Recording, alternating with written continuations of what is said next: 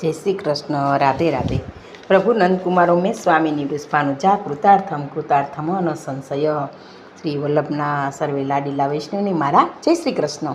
હવે વાલા વૈષ્ણવ, આજે આપણે ક્યારેક વિપત્તિ પણ વરદાનરૂપ બને છે એ પ્રસંગ વિશે પુષ્ટિ પ્રસંગ કરીએ. કારણ કે ઘણીવાર કહેવાય છે ને કે માણસને દુઃખ પડે છે, કષ્ટ પડે છે, તો એ કષ્ટ પણ ક્યારેક વરદાન બને છે. તે વિશેનો આપણે એક પ્રસંગ જોઈએ કે વિપત્તિ વિશેની એક વાત યાદ આવે છે કે એક ગામમાં બે ભાઈઓ સમથી રહેતા હતા. પહેલાં મોટા ભાઈના લગ્ન થયા અને પછી નાના ભાઈના લગ્ન થયા.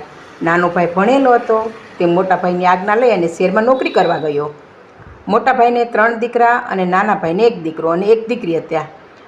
આમ બધા થઈને બંને ભાઈઓ થઈને 5 બાળકો હતા. હવે મોટો ભાઈ તો ખેતી કરીને ગુજરાન ચલાવતો હતો, કારણ કે તે ભણેલો ન હતો, તેથી તે ગામડે ખેતી કરતો હતો. અને બાળકો તો યુવાન થઈ ગયા. પરંતુ અચાનક એક દિવસ મોટા ભાઈનું અવસાન થયું. હવે ઘરનો બધો જ ભાર મોટા ભાઈ ખેતી કરીને ચલાવતા હતા, તેથી તેનું અવસાન થતાં કુટુંબ માટે તો જાણે આપ તૂટી પડ્યું. કારણ કે ઘરની કમાનાર વ્યક્તિ જ્યારે જતી રહે છે ને વાલા વૈષ્ણવ, ત્યારે ઘર પર આફત તૂટી પડે છે.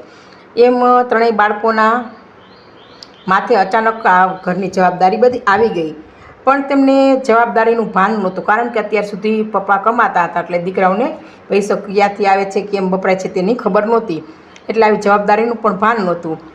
અને વર્ષથી બેઠા બેઠા ખાવા મળતું હતું, એટલે ખાતા તેને આળસુ પણ થઈ ગયા હતા અને બેઠા બેઠા ખાવાની લાલચ પણ વધી ગઈ હતી. હવે જો વાલા વૈષ્ણવ, આગળ આપણે જોઈએ કે ઘર આંગણે એક બોરડીનું ઝાડ હતું. તેમાંથી બોર ઉતારી જે મળે તેનાથી ઘર ચલાવતા હતા. જેમ તેમ દિવસો વીત્યા, તેમ તેમ ગરીબી પણ વધતી ગઈ. કારણ કે 4 જણાનું કુટુંબ બોર પર થોડું નભે. એટલે ખેતીની જમીન ખેડિયા વગર તો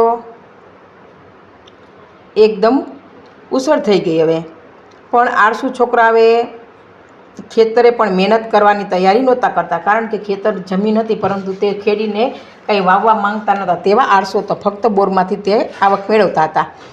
હવે માતાએ તેમને ઘણા સમજાવ્યા, પણ આળસુ હોવાથી કાનથી બેરા હોય એવા કરવા માંડ્યા.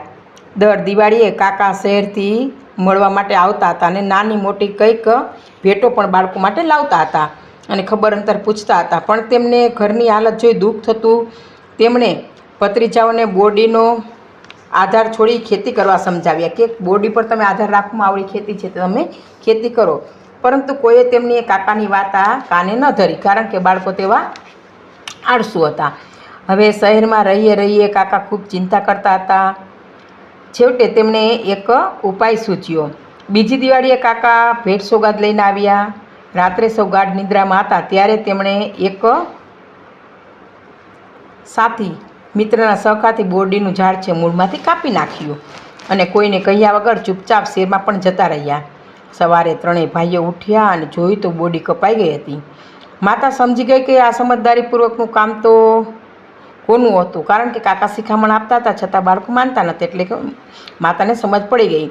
તે મનોમન સમજી પણ ગઈ. પણ 3 ભાઈઓ તો ગુસ્સે જ ભરાયા. કાકાને એલફેલ બોલવા લાગ્યા. એકાદ મહિનો તો ઉધાર ઉછીનું લાવી ઘર ચલાવ્યું. છેવટે માતાએ કહ્યું, દીકરાઓ, હવે મહેનત કર્યા વગર બીજો કોઈ રસ્તો જ નથી. ખેતર સાફ કરો, દુકાનેથી અનાજના બીજ લાવો અને ખેતર ખેડો. મહેનત કરશો ને તો ઈશ્વર પણ સાથ આપશે.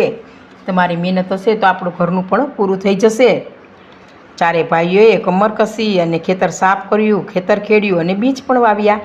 પરસેવાનો રેલાએ ખેતરને ભીનું કરી દીધું.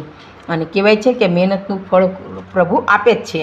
તો ઉપરથી વરસાદ પણ માફકસરનો વરસ્યો. એટલે કેટલાક વર્ષો બાદ પોતાના ખેતરને લીલુંછમ જોઈ અને સૌ ભાઈઓ પણ રાજી થઈ ગયા. હવે પેલો પાક લઈ સૌ ખેતરમાંથી લઈ પાક અને શેરમાં કાકાને મળવા ગયા. આશીર્વાદ લીધા.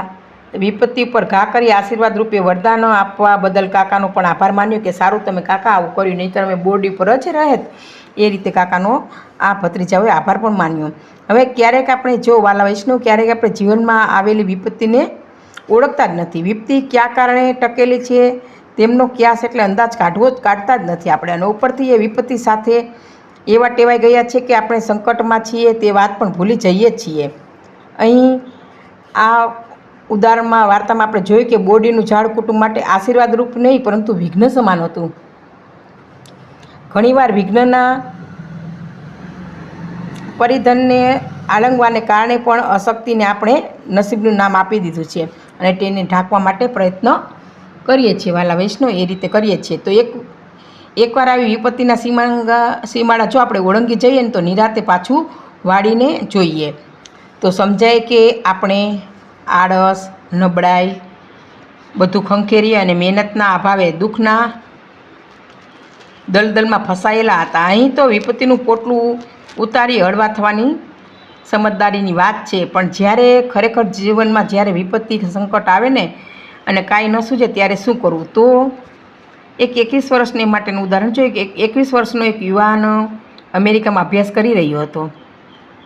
દુનિયાદારીથી અજાણ તે તેના અભ્યાસમાં મસ્ત હતો.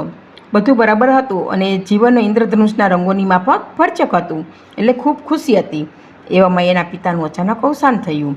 ફેમિલી બિઝનેસ સંભાળી લેવા યુવાનને ભણવાનું અધૂરું છોડાવીને પણ બોલાવી લેવામાં આવ્યો. હવે કંપનીના શેર હોલ્ડરોએ મિટિંગમાં તેને બોલાવ્યો કે ભાઈ, આ ઉંમરે આટલી મોટી કંપની સંભાળવાનું તારું ગજું નથી. તને કંપનીનો બિલકુલ અનુભવ નથી. તું તારું ભણવાનું ચાલુ રાખ. અમે તારા શેરો ખરીદીને પ્રોફેશનલ મેનેજમેન્ટથી કંપની ચલાવીશું. તું તારો ભાગ અમને આપી દે.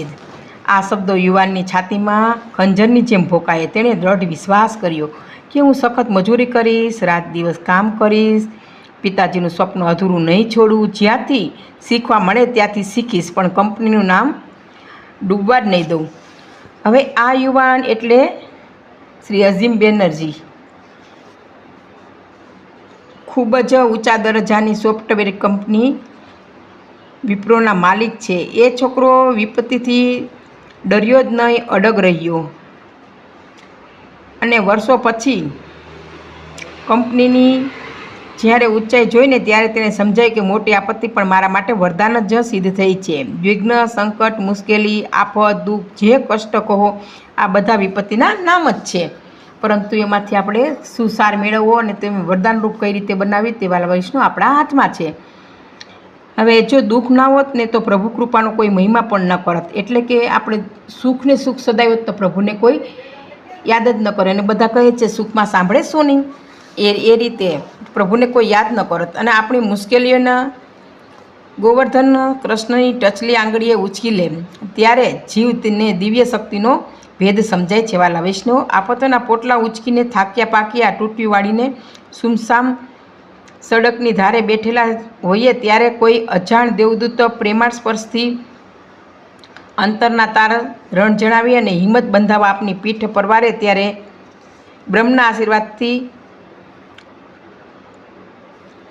એક પાકી ખાતરી થઈ જાય છે કે આ જરૂર કોઈ દયાવાન આવી ગયો છે. એટલે કે ઝૂંપડપટ્ટીવાળા અથવા રોડ પર ભિખારી બેઠા હોય, 2-3 દિવસ તે કાંઈ ખાધું ન હોય અને કોઈ જમવા આપવાવાળું કે કોઈ વસ્તુ લઈને આપી જાય ત્યારે તે પ્રભુનો પાળ માને છે કે આ ખરેખર પ્રભુના આશીર્વાદ જ છે, તો જ અમને અહીંયા બેઠા બેઠા ખાવાનું મળે. એટલે આપણે વધારે દુઃખ આપતી હોય ત્યારે જ આપણે પ્રભુની કિંમત સમજાય છે. સુખમાં તો આપણે સદાય સુખ હોય તો પ્રભુનો કોઈ ઉપકાર માનતું જ નથી. એટલે વાલા વૈષ્ણવ, ગમે તેવી આપત્તિ, દુઃખ, કષ્ટ આવે છતાં પણ પ્રભુને ભૂલવું ન જોઈએ. અને દુઃખ વિપત્તિ આવે તો આ પ્રભુની કોઈ કસોટી લાગે છે અને કસોટીમાંથી પાર ઉપર તરશું ત્યારે આ વિપત્તિ પણ આપણી વરદાનરૂપ બની જશે એમ લાગશે. તો વાલા વૈષ્ણવો, આ 2 ઉદાહરણ સાથેનો અમારો પુષ્ટિ પ્રસંગ વિપત્તિવાળો પૂરો થાય છે કે વિપત્તિ વરદાન બને છે. તો આ પ્રસંગ કહેવામાં મારી કે ભૂલ રહી ગઈ હોય તો પુષ્ટિ દાસીને ક્ષમા કરશો. જી સર્વે વાલા વૈષ્ણવને જય શ્રી કૃષ્ણ, જય શ્રી કૃષ્ણ.